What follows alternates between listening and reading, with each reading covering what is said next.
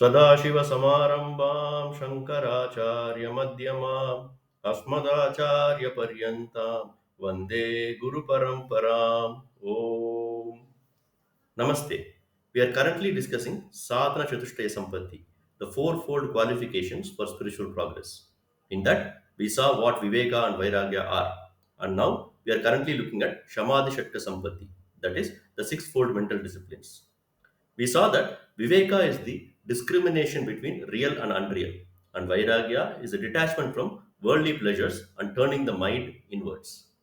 We also saw that in Shamadi Shatka Sampatti, Shama is the control of the mind and Dhamma is the control of the sense organs, and control of one will help in control of the other. Now we will discuss about the third of the sixfold mental disciplines, that is Uparati. Uparati is nothing but withdrawal from the worldly activities that are not aligned towards one's spiritual goals. In other words, focusing on doing only those activities which help in one attaining the spiritual goals and discarding those activities which obstruct or do not help in one's spiritual progress. Uparati marks the deepening of vairagya or detachment and leads to mental peace and tranquility. Swami Paramarthananda mentions that Uparati is not merely a physical refrain from worldly activity and pursuits, but also an inner mental detachment of the same. Uparati is a natural consequence of Shama and Dhamma. That is, once one develops control of the mind and sense organs, he or she no longer feels the compulsion to engage in unnecessary external activities. The person starts to live life according to Dharma and will fulfill his or her responsibilities without any attachment.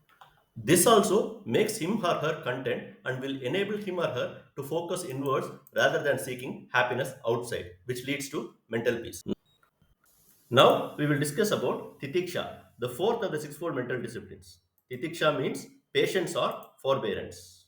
Titiksha is the quality to endure without complaints. It involves facing life's ups and downs without feeling agitated or disturbed by the circumstances and complaining about them. It is about maintaining equanimity on the face of adversity and accepting the dualities of life like pain and pleasure, success and failure, and honor and dishonor.